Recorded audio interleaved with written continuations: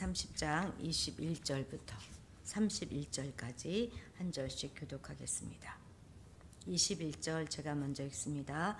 다윗이 전에 피곤하여 능히 자기를 따르지 못하므로 부설 시내에 머물게 한 200명에게 오매 그들이 다윗과 그와 함께한 백성을 영접하러 나오는지라 다윗이 그 백성에게 이르러 문안하매 다윗과 함께 갔던 자들 가운데 악한 자와 불량배들이 다 이르되 그들이 우리와 함께 가지 아니하였은즉 우리가 도로 찾은 물건은 무엇이든지 그에게 주지 말고 각자의 처자만 데리고 떠나가게 하라 하는지라. 다윗이 이르되 나의 형제들아 여호와께서 우리를 보호하시고 우리를 치러 온 그 군대를 우리 손에 넘기셨은즉 그가 우리에게 주신 것을 너희가 이같이 못하리라. 이 일에 누가 너희에게 붙겠느냐. 전장에 내려갔던 자의 분깃이나 소유물 곁에 머물렀던 자의 분깃이 동일할지니 같이 분배할 것이니라 하고. 그날부터 다윗이 이것으로 이스라엘의 율례와 규례를 삼았더니 오늘까지 이르니라. 다윗이 시글락에 이르러 전리품을 그의 친구 유다 장로들에게 보내어 이르되 보라 여호와의 원수에게서 탈취한 것을 너희에게 선사하노라 하고. 베다리에 있는 자와 남방 라맛에 있는 자와 얏딜에 있는 자와 아로엘에 있는 자와 신보스에 있는 자의 에스드모아에 있는 자와 라갈에 있는 자와 여라무엘 사람의 성읍들에 있는 자와 겐 사람의 성읍에 있는 자와 홀마에 있는 자와 고라산에 있는 자와 아닥에 있는 자와 함께 읽습니다. 헤브론에 있는 자에게와 다윗과 그의 사람들이 왕래하던 모든 것에 보내었더라. 아멘.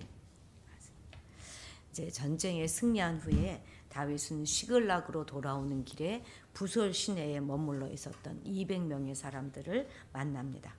이들은 혹시라도 다윗의 부대가 잘못되지는 않았을지 또 자기들이 동참하지 않아서 전쟁에 지는 것은 아닐지 얼마나 걱정을 하며 있었겠습니까?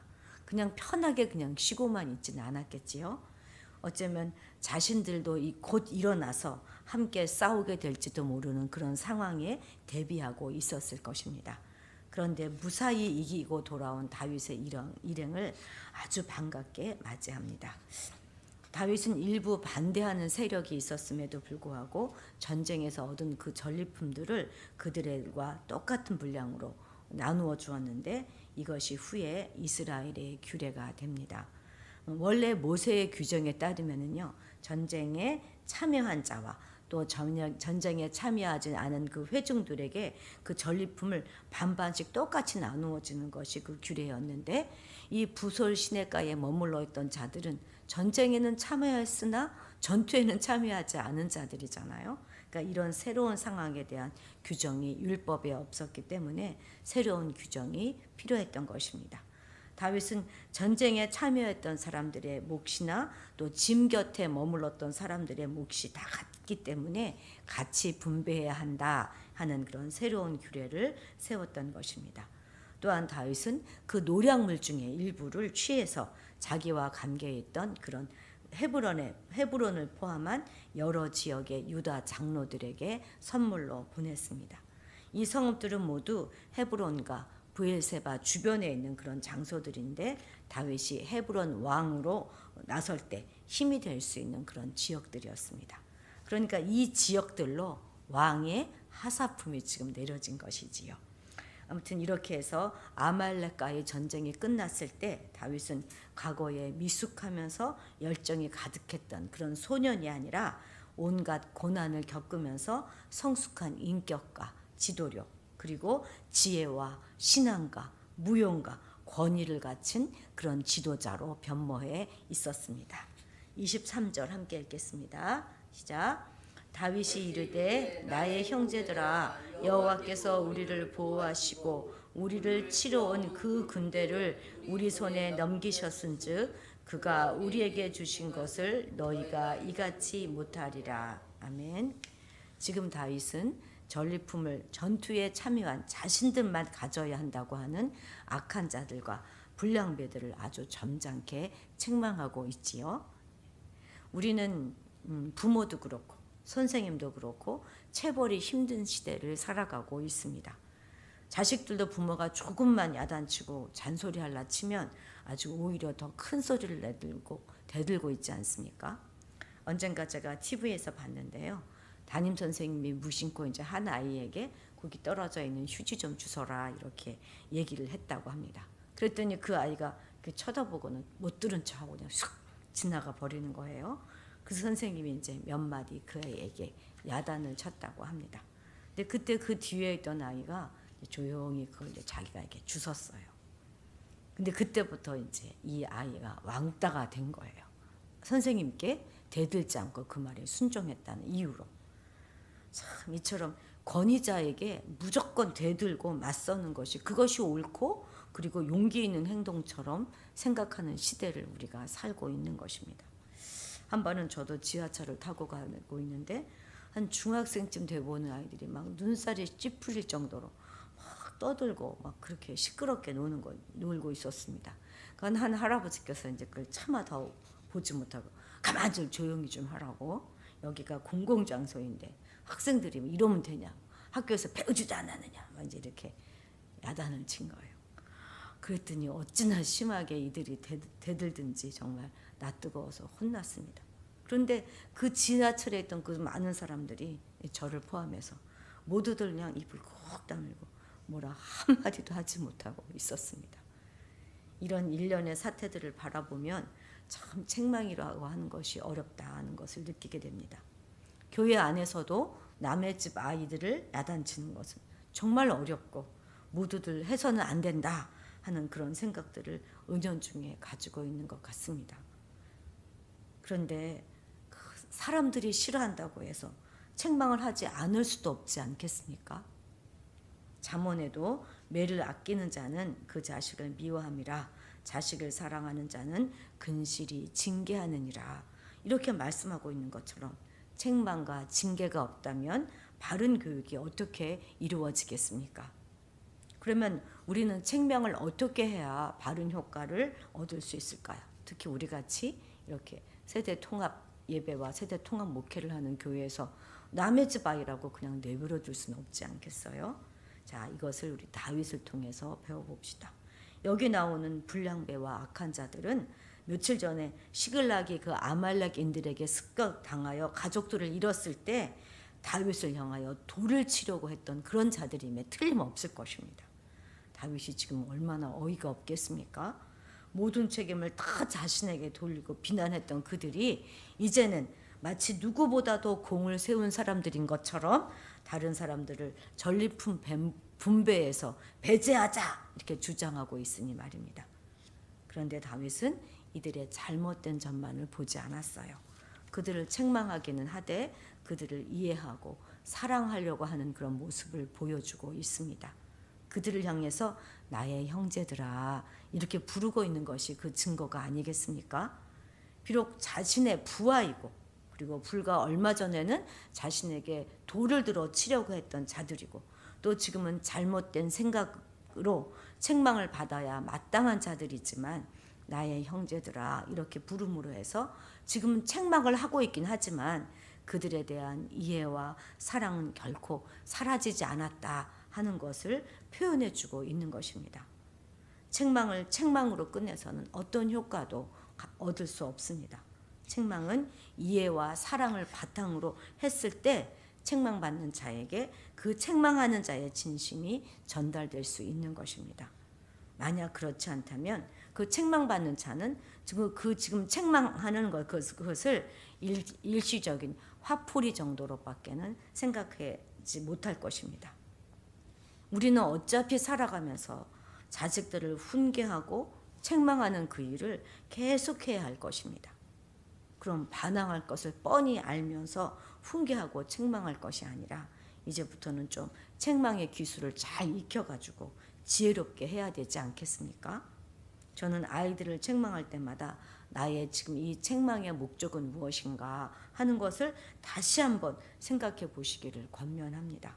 지금 단지 아이들을 지적하고 주눅들고 너는 틀린 아이야 이렇게 심어주기 원한 것인지, 아니면 이 아이가 이 행동을 잘못된 이걸 잘 바로 잡고 고쳐서 바른 아이로 잘 성장하기를 바라는 것인지 이걸 잘 다시 한번 내 목적을 점검해 보고 그 목적에 맞게끔 지혜롭게 잘 책망해야 할 것입니다.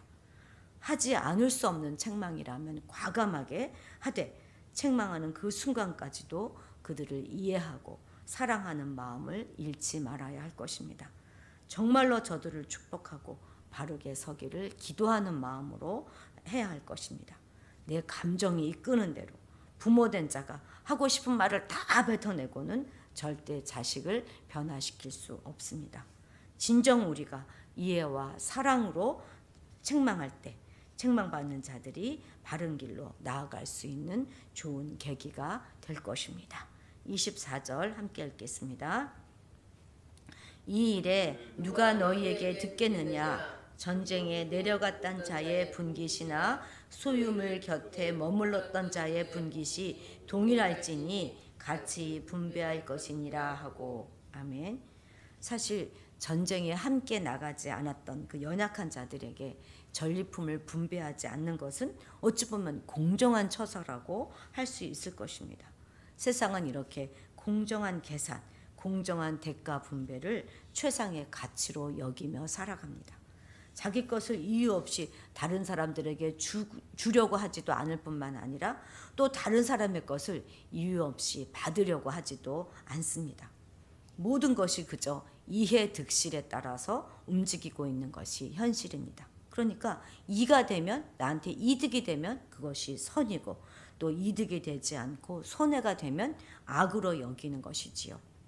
얼마 전만 해도 한 직장에서 꾸준히 다니면서 이제 자주 옮기지 않는 거, 이것을 그 사람의, 그러니까 막 자주 옮겨 다니는 거, 이것을 그 사람에 대한 평가에 있어서 마이너스로 작용하였었습니다. 그런데 지금은요, 오히려 나의 이해 득실을 잘 이렇게 따져가지고 직장을 많이 옮기는 것이 능력으로 치부가 되어지는 그런 세상입니다. 이렇게 이해 득실을 따져서 행동하고 결정하려고 하는 그 풍조가 교회 안에도 빠르게 침투되고 있다는 것은 참 문제입니다.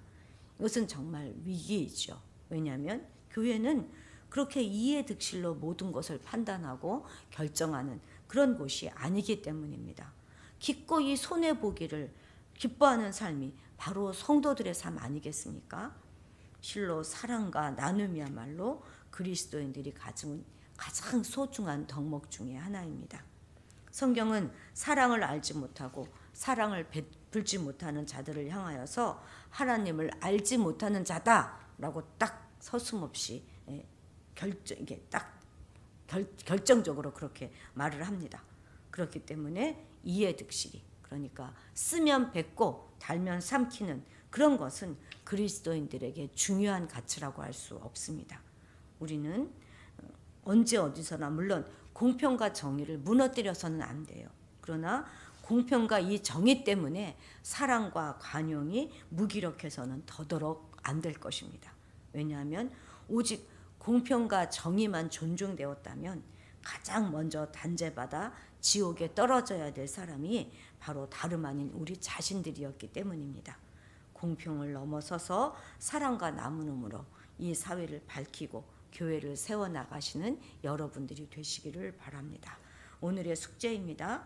오늘은 자녀들을 야단칠 때 야! 이렇게 시작하지 마시고 잠시 멈추었다가 사랑하는 아들아, 사랑하는 딸아 이렇게 한번 불러봅시다. 다윗처럼. 그러면 훨씬 우리 분노가 줄어들 것입니다. 기도하시겠습니다. 공평하시고 늘 변함이 없으신 하나님 아버지, 왜곡되고 삐뚤어져 있으면서도 괜시리 공평과 정의를 앞세우며 사랑에 인식했던 우리를 용서하여 주시옵소서. 쓰면 뱉고 달면 삼키는 그런 얄팍한 사람들이 되지 않게 하시고, 조금 우리에게 손해가 되더라도 사랑하며 관용을 베푸는 자들이 되게 하옵소서. 하나님 아버지, 우리에게 책망의 기술을 허락하여 주셔서 자녀들을 양육할 때 지혜롭게 행할 수 있도록 하옵소서. 우리의 기억력을 좀 회복시켜 주셔서 우리가 얼마나 철없던 자들이었든지 또 우리들을 인해서 우리 부모가 우리 형제가 또 우리 이웃이 그리고 하나님이 얼마나 참고 인내해 주었는가를 잊지 말게 하시고 우리 자녀들을 잘 받아주고 공감해 주면서 생명의 길로 잘 인도할 수 있도록 하옵소서.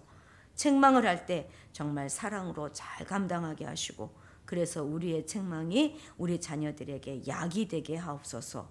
또한 우리 역시 성령님의 책망에 귀를 열게 하시고 또 마음을 열게 하시어서 스스로를 잘 다듬어 갈 수 있도록 도와주시옵소서.